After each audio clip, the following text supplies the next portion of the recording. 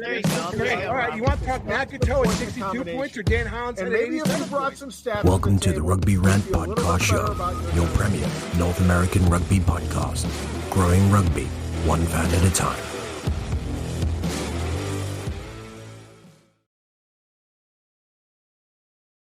And welcome back, Rugby Rant fans. We are here. It's another week. The big guy, the hammer. We're one week closer, dude. Yeah. I mean, episode 162, bro. And yeah, 1 week closer. And if you didn't see, real quick, Dallas Jackals put on a really terrible meme about being close to the season and this angst. And they're trying to go with the Taylor Swift Poets album dropping. And essentially, they just made fun of their fans, which, you know, of course, right. Rick Collins upset. Rick Collins cringed. We got the Rick Collins cringe from, 600 miles away. So, on the other hand, did you happen to catch the Hounds just put out a nifty little video where they had the drone working and they were in the Indiana dunes? And I have it on super good authority from a DJ Beamish, affiliated with the Hounds, one of the assistant coaches, told me that is going to be their annual preseason, like boot camp sort of thing. They're going to Indiana Dunes. But it was a pretty cool promo. I like it. I saw the video because you posted it in the fan zone. Yeah. It's like San Diego when they go to the Marine base at 29 Palms, every year rather. But it was nice. But real quick, fans, before we get to Around the Pitch, we're going to take a word from our sponsors. What up, Rugby Rant fans? Once again, it's the Hammer, and we are bringing Super Brew along with our partners from Shop MLR, powered by Rugby Now. Get yourself some gift cards, $25 every week, $150 for first, $100 for second, and $50 for third. Join in on the fun. And Rob, why don't you start us off with your Around the Pitch topic first? Oh, yeah. Well, I'm going to go a little outside the United States, a lot outside the United States, to be frank. But something of significant note, there's actually international rugby going on right now, aside from the Six Nations, which is pretty cool. For those of you that are following, the Rugby European Men's Championship is taking place, and this last weekend, Belgium, in a shocker, defeated Portugal 10-6. Why is it a shocker? Well, of course, Belgium is not known as a rugby powerhouse. Portugal actually qualified. If I'm not mistaken, I think they backed their way in via Spain into the World Cup in 2023. And so the fact that a World Cup team was narrowly defeated by Belgium was a bit of a surprise, but it is pretty cool to see. So if you didn't get enough Six Nations Championship, check out the Rugby European Men's Championship too. Hey, it's good. This is why we do Around the Pitch. It's not just North American. We want to give you guys a little bit of some spice there. So with my Around the Pitch topic is kind of quasi, outside of North America, but really has to do with a North American player. A friend of the show, one of the earliest interviews we had was with USA Eagles player Tess Fury. The BBC just did a whole special on Tess Fury and her journey as a nurse and a rugby player. Right now she's with Leicester Tigers on the women's team. She's the starting fullback. And we're going to post there'll be a link here at the bottom of our description here. So you guys can go and check that out. And believe it or not, in 2020, ESPN actually did a whole series on Tess and her mother. Her mother, big in the New York, New Jersey rugby scene. Tess fighting COVID, in the ERs, playing rugby at the time for New York Rugby Club women's team in the WPL. And actually, they talked about her and her mother saving a life on the pitch. So shout out Tess. I'm glad the BBC is picking this up and showing what the North American girls are doing, not only on the pitch for rugby, but also outside of it. Yeah, buddy. So that was a good one. Tess was a great interview. Lovely, lovely gal. Glad to see her getting her due. I'm going to move along to something a little closer to home than my last one, and that is going to be right here in the United States with the MLR. And this just came across today. NOLA Gold owner Tim Falcon just announced what is going to be called the Golden Guild. It's an official team fan group for the NOLA Gold. And from what I understand, it's designed to unite fans to support the team, the NOLA Gold, and the sport of rugby. Is an initiative for the sustainable growth of rugby in Louisiana and, by extension, the success of the NOLA Gold. There's going to be attempts to, inroads to show support for rugby locally, to help NOLA Gold sell tickets, to help NOLA Gold introduce newcomers to the sport, and really try to invest in that long-term sustainability and viability of rugby in New Orleans. There's going to be a link that we're going to put in if anybody's interested in being involved in getting more information. I did so, of course. And what it does is I got an email back, automated email from Tim, but custom web page specifically for the Golden Guild Journey. There's going to be personalized web pages for this group. There's going to be a promotional toolkit that will help fans who really want to promote the team and promote rugby do so, and then exclusive NOLA Gold rugby experiences. So, this is not unusual that a team is running a fan page or a fan group of sorts. Some other teams have done it, but it's a way for them to kind of be a little bit more pointed in what they want to achieve in the fan experience. So, if you're interested, check the link below, check it out, and you can get some more information above and beyond what the common fan might do. As somebody who ran a fan club, and don't get me wrong, I did have a lot of good backup with Rugby New York, and bouncing ideas off of them and then giving me ideas. And, there you go, Ironworkers kit right there.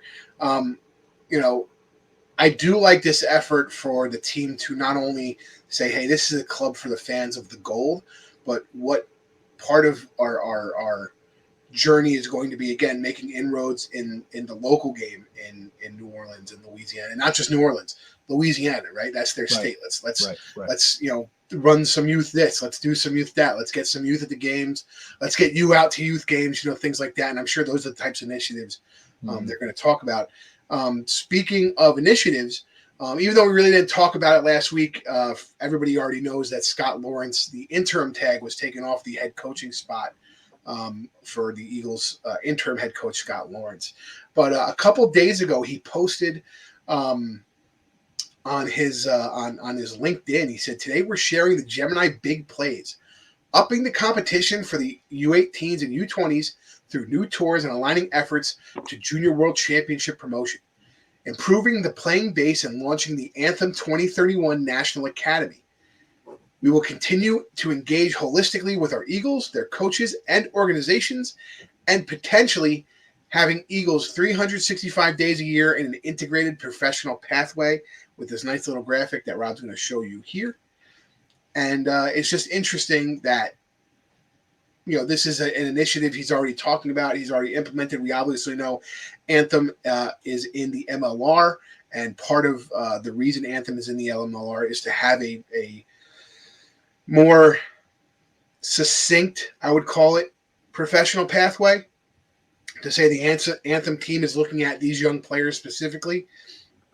And there's been some backlash because there's been some players, international players on the team.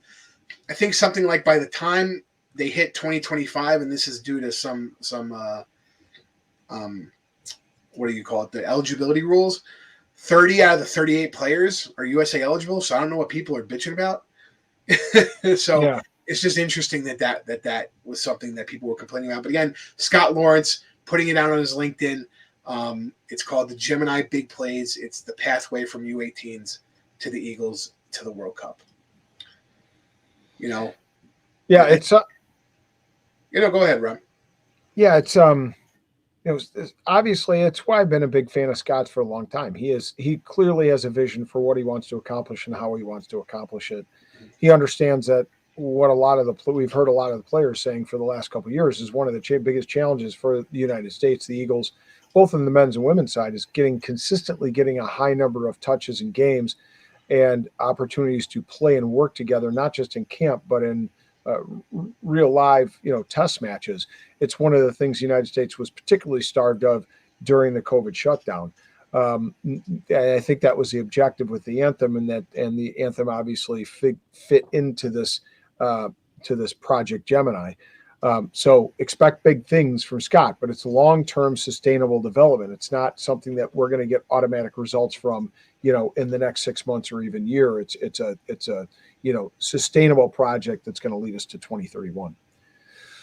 So, and real quick, I think Gemini being the name of this is something for those of you that may not understand. Project Gemini was like the second project to have human space flight, for NASA. We're talking about the first project was Mercury, and then they went to Gemini, which really was where we made those steps to then do the Apollo missions to get us to the moon. I think that's where we are in USA Rugby right now. We're in that Gemini phase. We already have the base. The base is all the guys who came before. So what do we need to do to tweak everything to get the program where it needs to be? And interestingly, many of you may not know this, but Project Mercury was actually, when Scott took over the team, one of his first initiatives with the Eagles.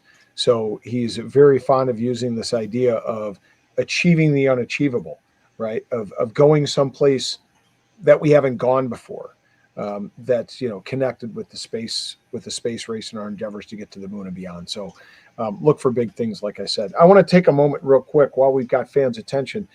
Don't forget that we have the MLR season coming up, and of course, with that, we have a commitment to Super Brew. As always, the last 2 seasons, we have had a Super Brew competition, and just like last year, our partners at Rugby Now, who power Shop MLR, have committed themselves to joining in on this effort and giving you an opportunity to win some great prizes and earn yourself some swag. So what do we know? Just like last year, thanks again to our partners at Rugby Now, who power Shop MLR. Every week, all 18 of the weeks of the regular season, one of you can win a $25 gift card. And the beauty of this is, even if you're one of those people that forgets to update your Super Brew during a given week, you can still come back around the next week and win that individual week and earn yourself a $25 gift card. But for those, and I know there are a number of you out there, of course, we're talking about you, Wilkie. Hopefully you don't go away. Rick Collins always engaged. My progeny, Preston, always in the hunt. And of course, his roommate or former roommate, Reese, they love to be in it each week so they can get an opportunity to win a $150 gift card. That's right, the grand prize, $150 gift card. That'll buy you a jersey and maybe some shorts or a hat or something like that. And second place gets a $100 gift card, and third place gets themselves a $50 gift card. So great opportunity to win some prizes. Again, brought to you by Rugby Now and Shop MLR. Thank you to them, and you guys as fans get to be the beneficiaries. Look for details coming out soon in the Rugby Podcast Facebook page, as well as the MLR Fan Zone. And anybody that played in previous years, you're going to get an invitation in your email. So check it out. Don't hesitate. Get on board and get yourself some swag. That's great. And real quick, let's talk about our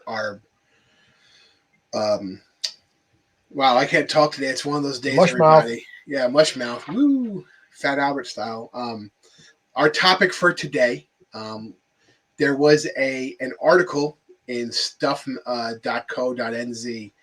by David Long, dated January 31st of 2024, that says that New Zealand Super Rugby is exploring a team in the United States. And we've also heard some rumors out of New Zealand, me and Rob have, that Super Rugby wants to relocate Moana Pacifica maybe, or start a new franchise. And they talked about San Diego. There was some details in those rumors that don't necessarily jive, but it's an interesting concept and something we want to talk about. And we'll get right to that after a word from our sponsors. When we pick up the ball, we also pick up a legacy. A legacy that stretches beyond your current team. A legacy built on the backs of those who came before you with hard work. And for those who will come after you, we promise it won't be easy. But we'll be there, supporting you on and off the field.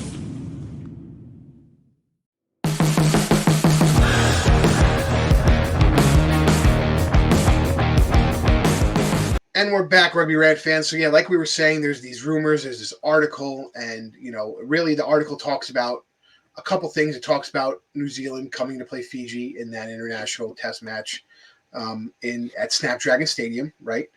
But part of the end of the article, the author of the article says a logical step is for a Super Rugby team to be based in the United States to not only increase the profile of the sport in the country, but help the USA team be competitive at the 2031 World Cup.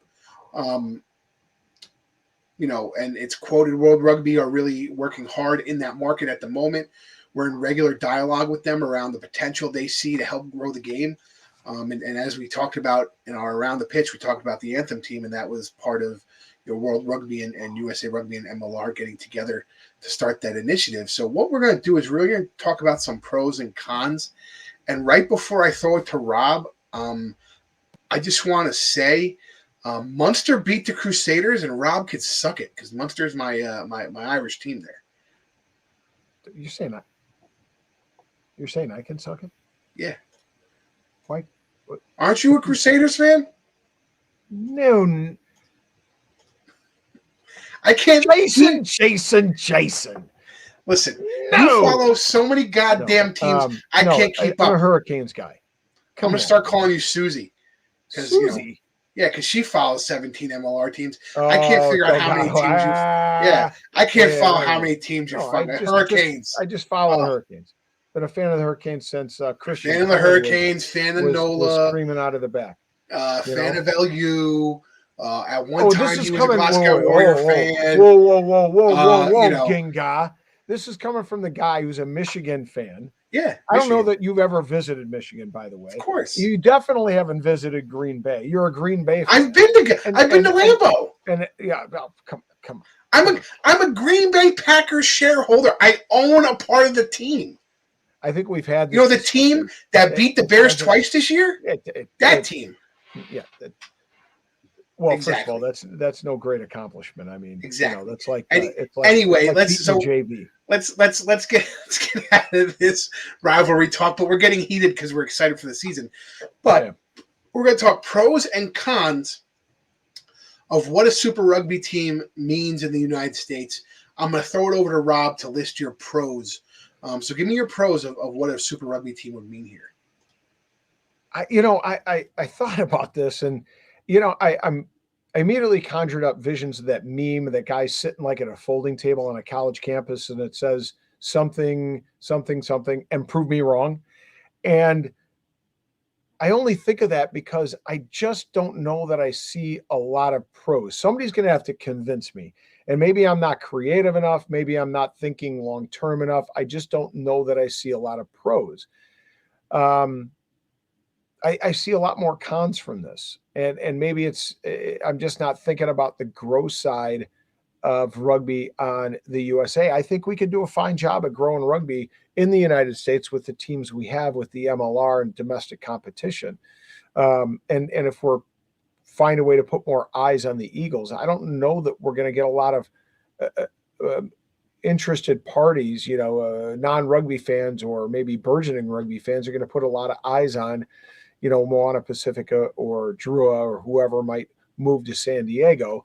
It's still going to seem like a foreign competition or a foreign competitor. That's been always a complaint in American rugby circles is that, when you have announcers, and no disrespect to Ty, as he's not here, he can't defend himself. But, a lot of people are saying, look, if you're going to have rugby in America, you got to have American announcers. You got to have, an American voice speaking to American fans and putting it on a level which they can understand.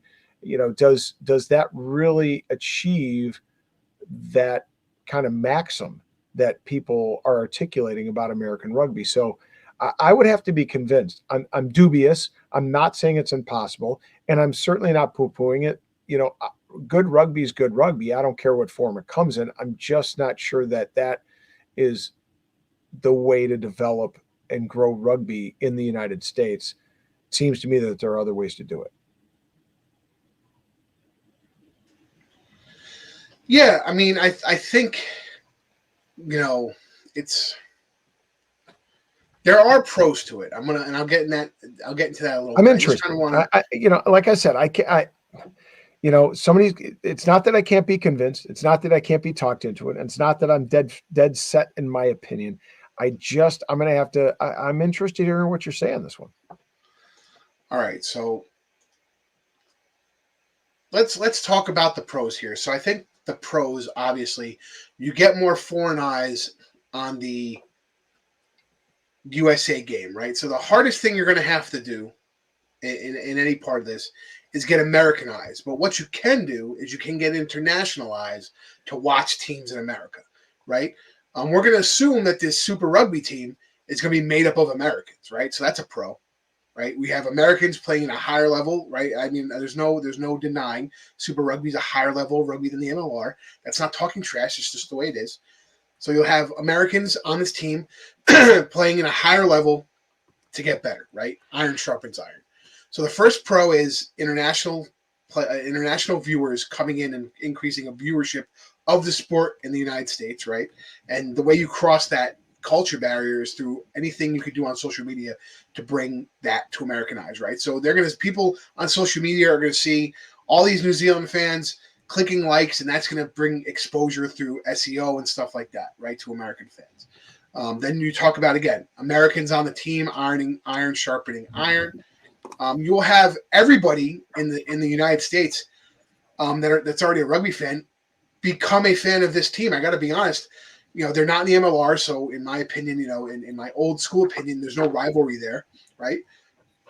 And if there's just one American team, everybody in the U.S. is going to back them up as a fan. So now, instead of having these small groundswells of fans in New England and New Orleans and L.A. and Miami and Charlotte and Utah, all those fans are going to be fans of this one team, right? And you're talking probably over 1 million fans at that point, plus PR7's fans, plus the people who watch the Eagles and the Sevens Eagles and the Hawks and everybody, and the women's game to watch this team, right, and support this team. And again, put it out on social media and show your friends. And now we're going to have watch parties where we're all watching one singular rugby match, almost like when we get together for the Eagles, right? So I think there are a lot of pros in the idea of doing this. The execution, I think, is going to be the hardest. Rob, what do you think of my pros? No, with all due respect, I'm still not convinced. I guess I would say here's the problem with the philosophy that all American rugby fans will be a fan of this team. And let me back up a skosh. First of all, it's not clear what this team will look like. You were talking about the fact that some members of this team will be Americans, but that's not the case if they move Moana Pacifica or if for some reason Drua goes to, I think it was talked about San Diego, that would happen. They're talking about drawing in expats, Fijian expats, Pacific Islanders expats. I'm not sure that they'll be necessarily drawn in any more than they would be already with the MLR and the San Diego Legion. That being said, I don't know that we as Americans are just locked into our regional fandom. It's a great example. I had I just ordered an Arctic mug, a Chicago Hounds one. So I have an Enola Gold one, Chicago Hounds one. I put it up on the table. They were sitting next to each other. I was going to use them in the morning to fill my drinks and stuff. And my younger son, takes and he moves one of them away from him. I'm like, what are you doing? He goes, those two colors can't mix. Yes, he's so much of a Bears fan that he can't have green and gold together, right? They don't mix. He doesn't like the colors. So the point is that I don't know that you're going to see a lot of East Coasters travel out to San Diego to watch this team as a fan. I just don't know that they're going to get a lot of fans. But I don't think it's not the travel to be a fan. I know they can watch it on TV. To watch it. I gotcha. And it's the groundswell of fans coming together. So my point is, if you have an Eagles match out at Snapdragon, me as an East Coast fan, I'm not going to that. I got to be honest. It's too much for me to cross the country to do this, that, and the other thing. And that's the national team. Don't get me wrong. Rugby World Cup comes around. If they're playing in San Diego, I'm going to do my best to get there. But my point is, even for a regular match, USA, Canada, for me as the typical Northeast fan, I'm not making that trip, Agreed. But that doesn't mean that you're not going to have, again, all 50 states supporting these people, and this team.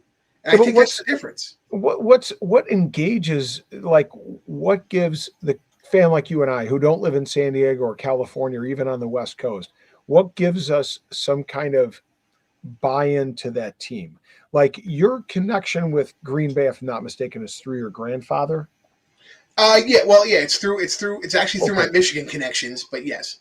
My favorite Michigan player being Desmond Howard, him going and being on the Packers, winning a Super Bowl MVP. So there's an emotional connection for you that draws you into both of those teams. I don't know that there's an emotional that there will be a strong emotional connection for a lot of rugby fans to a team all the way across the country. But you're assuming that they're taking, because what the rumor has been is that Moana Pacifica is not doing well.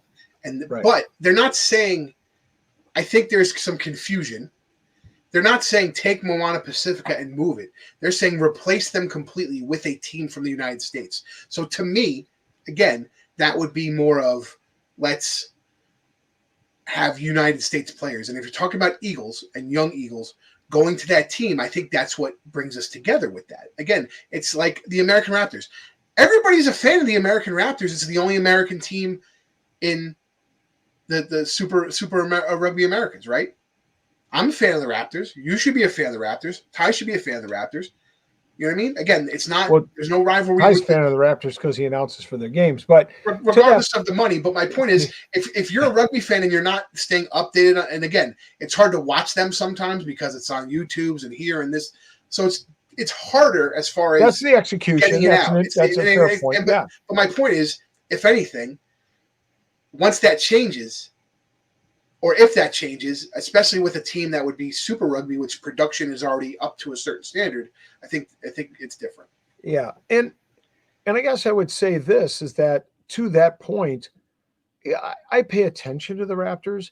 I don't know that I've watched them full match, and I know some of the guys on it, right? So I have a little bit of an investment, and I have a little, and I'm invested in the American rugby scene as most people, but I haven't watched a ton of American Raptors. I don't know that I've watched a full game because of that connection. I mean, one of the things, and again, for those that don't know, that one of the connections for me to the Noel Gold is because of Nick Feeks, kind of like your Desmond Howard scenario. Nick Feeks played at LU. He was very good to my kid, and he went down and signed as free agent with Noel Gold. That's why I picked up on Noel Gold, and my affiliation came from there. And then, of course, with the Hounds, it's because it's my local team. But other than that, I just don't know that connection will be made by most fans. Scott is having, there we go. Yeah, for some reason my lighting all of a sudden got squirrely. But anyway, and I understand that. But again, if the emotional connection should be the fact that there's Eagles on the team. Now, how many Eagles are on the Raptors? Not that many. But part of their mission is to create Eagles, right? So, again, while the product is there, the product is decent. We know what the product is trying to do. The execution of watching the products is the hard part. Right. If I told you Raptors matches were on TRN, would you watch them? Probably I'd catch some on occasion. Yeah, this is what I'm saying. It's hard because you have, you in particular, you're at Hounds matches, doing what you do on the field. You want to watch the Nola Gold. Me, you, and Ty watch MLR to be current with this show. So I think we're a little bit different than the average fan where maybe, and again, we're going to talk about Raptors on the show. That's a topic we are going to talk about. Yeah. But my point being is I think for us, we're spread a little thin with some of that. Because of the nature of what we're doing. But beyond that, I think a normal fan would just be like, I'm a fucking, Chicago Hounds fan. They played on Saturday. Oh, look, the Raptors are playing on Sunday. TRN, boom. Let's just say they were on TRN, which is something they should be doing. Don't know why they're not, but that's a whole other story. But I think again, if you're putting the caveat that there's Eagles on the team, if you're putting the caveat that's easily watchable, and we know Super Rugby is easily watchable. They were on Peacock, they were on NBC, they were on ESPN Plus. Right. I mean, so we know that the accessibility is there as far as contracts for us to watch them. I think that's how you take that groundswell of fans. Now, are they challenged by in their, if this rumor is true, and again, right now we're all basing this on conjecture, rumor, and innuendo. If what we're hearing is true, and they're looking to develop and bring those Eagles into this team so they can be competitive in Super Rugby, will that mission be challenged by the anthem as things progress further towards 2031? Because isn't that in essence what the anthem are trying to do too? Trying to get more consistent games for developing Eagles that we may see down the road. Well, I think this is a good time to go into our cons. So Okay. you want to start off with the cons, or do you want me to start off? No, you go first. I'll give you the honors. Okay, so my cons. I don't think this style works. I think rugby needs to stay vertical. I'm going to coin that term, vertical. If you see what South Africa did to get to the URC, when they were playing in Super Rugby South Africa, they were crossing 6 to 8 time zones to go play away matches outside of the 3 teams that were in it, right, in South Africa. The problem was both sides, New Zealand, and even they changed it where they separated Australia and New Zealand at this point, playing in 2 different divisions, because the travel across the globe is not only a lot for the actual amount, time, but it's the time zones that are killing you. South Africa traveling vertically, right, up to the URC to play in the United Kingdom when they need to, or Italy or wherever they're going to play. Yes, the travel's long, but maybe you're passing 1 to 2 time zones, maybe 3 max, right? For us, same deal. The Raptors are going down to South America. They're not crossing that many time zones. MLR, they're crossing, 1, 2, or 3 time zones, going New York to LA or Boston to LA, right? How many time zones are they going to have to cross to play the Super Rugby schedule they need to play? And let's assume Drew is still in the league, right? So that's not, it's, you got to go to Fiji. You got to go to New Zealand. You got to go to Australia. Then all of a sudden you have a schedule that's reminiscent of the old New York, Toronto Free Jack schedules of 8 weeks on, 8 weeks off. Well, does that make any sense? Not really. That's a con for me. Again, what is the makeup of the team? We talked about in my pros. I'm assuming that the pro is going to be, we're going to have Americans on this team. We're going to have Eagles on this team. That's going to be competitive because of that. And that's how we're going to grow the sport here, because that's what they said in this article, right? The con could be they might not do that. And then what did you just do? You just took a bunch of imports and they're just playing in the United States to play. That's a con for me. Secondly, television away matches. Rob wants to watch the Hurricanes. I'm sure he'll stay up at midnight when they kick off, right? I don't know if I'm going to be watching these games, because for me, it would be 1, 2, 3 in the morning on the away matches, right? I want to watch them live. I want to support them live. The replay for me is not like the best option, but what kind of live television are you going to have to show these away matches that are now 8 to 9 time zones out of the East Coast, right? I think another con here would be, where do they fit in the unionization of rugby as far as employment, right? We have the United States Rugby Players Association, which we have a nice interview coming out with Nick Chavetta soon. Americans move over to Super Rugby. What's in their contract? And I know their contracts offer more, but how does that translate to the United States? You know what I mean? It's different countries with different things and different laws. But what happens, workers' comp wise or injury wise, if they're on this team, right? What are their guarantees if the team folds? Stuff like that, which we're talking about in the MLR.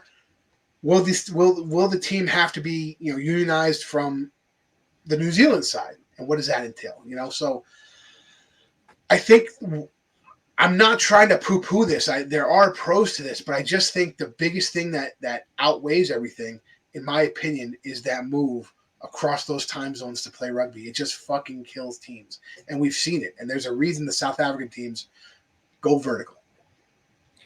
It's funny you mentioned that as a big con, the time zone difference, and use Super Rugby as an example. And I would say it was certainly more than an experiment. They did it for almost 2 decades, but nevertheless, they found it was untenable, especially from attendance situations, and financially, it was untenable.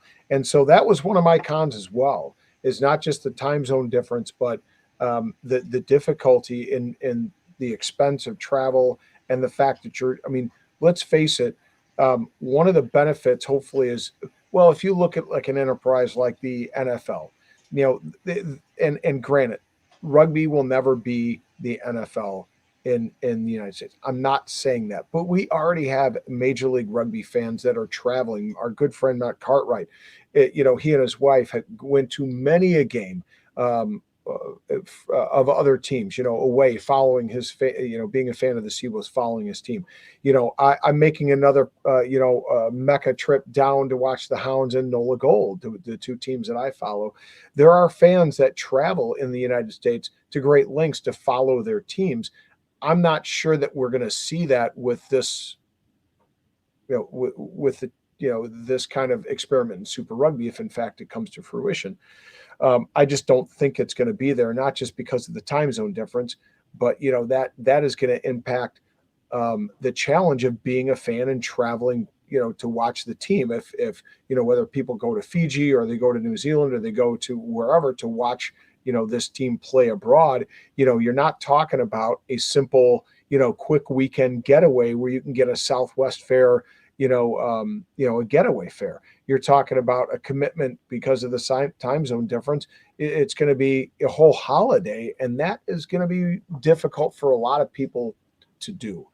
I would also like to address the commercial partnership challenge. I think that was one of the big problems with Super Rugby, is finding a sustainable commercial partnership like Guinness is with the Six Nations, or like the Gallagher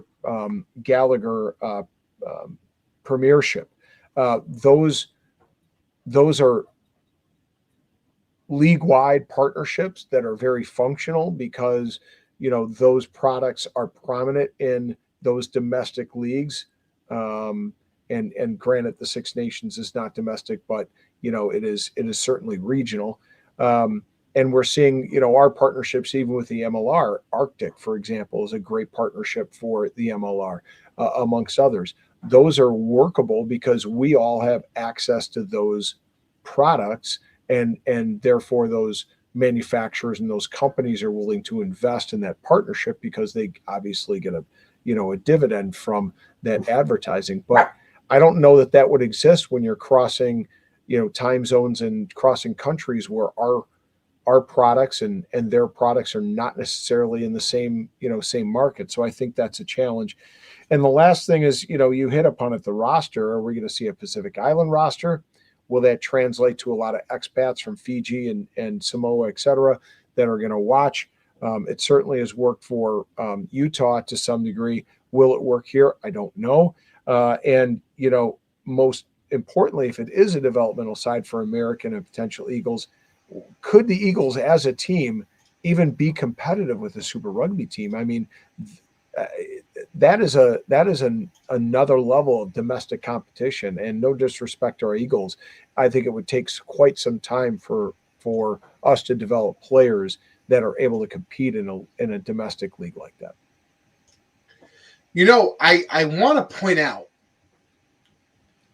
there's a couple things I want to say. The first thing I want to say is I really feel that New Zealand rugby has lost their foothold on rugby in the United States. And what I mean is the Rugby Pass jumped in and did the Rugby Network. This year, the Rugby Network is now powered by Globant, which is an Argentine company. And I truly felt when the Rugby Pass came in, as a New Zealand company, to do this TRN and broadcast it. They were trying to get themselves on the ground floor to be the premier rugby production company outside of like our buddy, Ryan Ginty at Next Level Rugby. Shout out to Ryan. To do this because they had the foresight to say, well, eventually, if they get a Rugby World Cup in 10 years, we've been doing it for 10 years, right? And then they lost whatever happened. I don't know what happened in the background, but Globant is now running the Rugby Network. And you're seeing a lot of young players from New Zealand come over and play. Nico Jones, right? He was a Moana Pacifica guy. There was rumors he was going to sign with Rugby New York 2 years ago.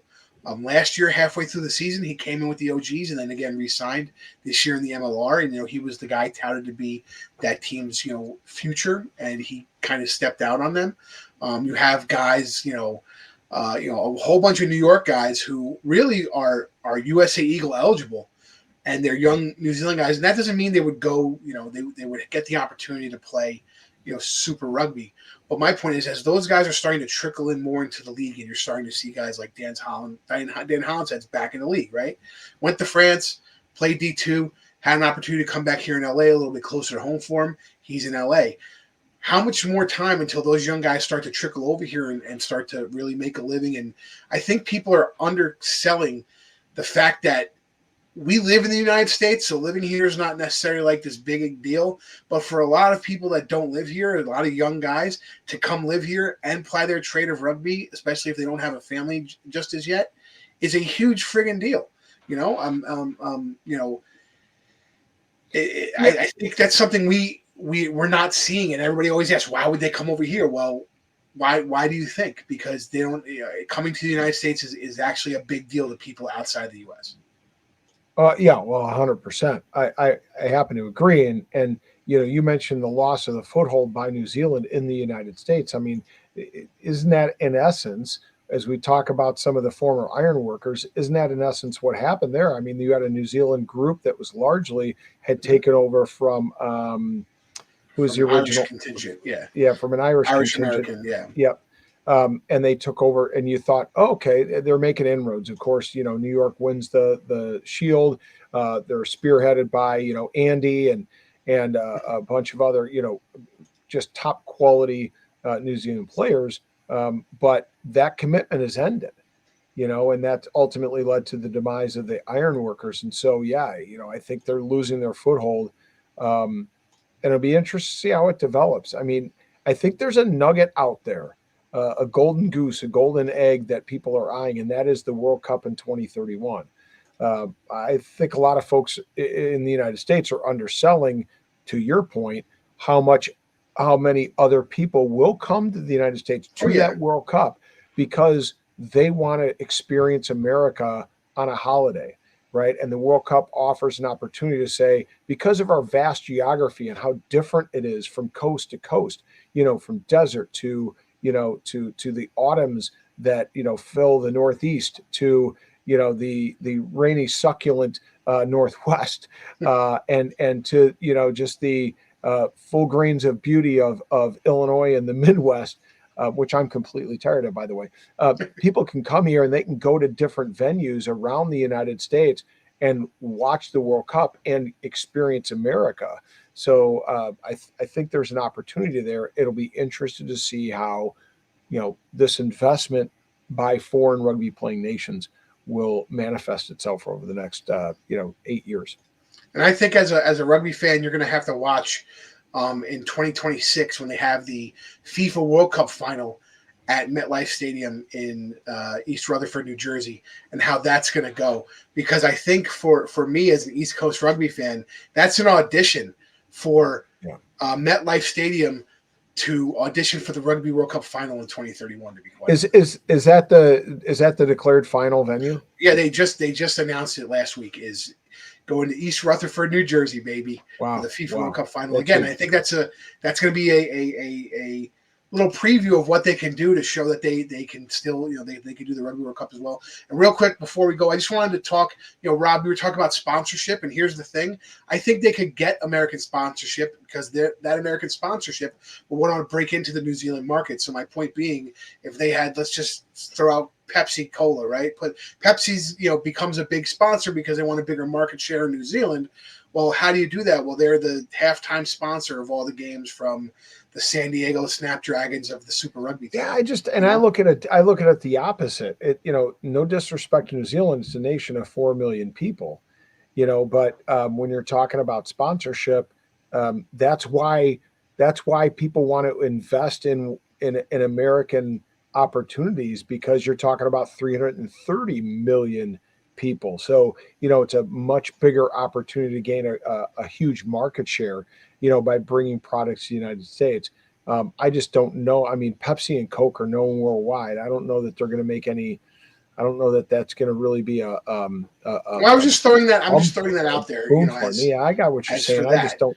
And you even see with some of the New Zealand teams in Super League that the local sponsorships and partnerships are much more significant. Like, look at Kia, right? Kia's on the Hurricanes, but Yes. it's not on some of the other jerseys of like the Blues or the Crusaders. So it seems much more localized than it does. Kia is a global company, but why don't they invest fully in the entirety of Super League? Well, hold on. Well, that's part of the model, right? So if you ever watch hockey internationally, you're going to see a lot of jerseys with a lot of different companies on the jersey. And I think that's just because the company may not be fully invested to sponsor the league, but they want to sponsor the team, and then they have the connection to the team itself. And I think that's more of a outside of American mindset, to be quite honest. We have it. You'll see, like we talked, the ill-fated Toronto Arrows had the Toronto Intercity Rugby Foundation, right? Turf. And that was Turf. That was kind of their deal, and it was localized to them, and they put it as their big sponsorship. Right. But then remember, they weren't getting any money from it, though. No, correct. But my point is, like, again, they localized it in a different way to put it on the jersey. Main freight for Rugby New York. So again, I think it's just the way in which they do it is different than we're used to here. But guys, before we go, we just want to say again, watch out for our Super Brew contest. I really want to thank the Hammer. That's a big lift every year, and every year Hammer takes that on to do this and work with Rugby Now and communicate with the winners and so on and so forth. I really appreciate that. So that way I don't have to fucking do it and deal with you fucking people. Scott, I do want to say, I forgot to add, the beauty of Rugby Now over and above a previous driver of Shop MLR is they get their stuff out fast. Like this Ironworker jersey, 3 days, and it was on my doorstep. So it's definitely worth it. And Rugby Now, if you haven't checked out their website, please do so, because they have great cleats and other goodies and gear, and you can get Six Nations jerseys as well. So you can get them by next weekend, in time for, whatever matchup you're looking to watch. Yeah, I have some great Rugby Now gear in my closet. I love the fact that there's internationals there. I think they have some LA Guiltinis and Austin stuff still on there, so take a look. But guys, again, remember, sign up for the Super Brew. Go head to head with me. Go head to head with Hammer. Go head to head with Ty the Safa Braga and all of our friends out there. Mikey P, the Jet Percent, David Fee. You got everybody on there. Ricky Collins is on there. Matt Cartwright, everybody. So please join the Super Brew contest. We're going to be pushing that heavy. We'd love to do it. But guys, thank you so much for watching episode 62. We really appreciate it. We thought this was a really good topic to go over, considering some of this swirling around, and maybe you guys haven't heard of these rumors coming around or haven't seen that article. But again, if you want to read the article, it's in the link below. Please check out that BBC special on Tess Fury, and also check out the new fan club that Nola Gold came out with. Rob, what's the name of that fan Golden club? Guild. The Golden Guild. Again, it's not just focused on Nola Gold rugby. It's focused on energizing the base of rugby and helping rugby grow in the state of Louisiana. I'm Scott, the big guy Ferrara. That's Rob, the Hammer Schmidt. For Ty Braga, who couldn't be with us tonight, we really appreciate your fandom, and we'll see you at the next.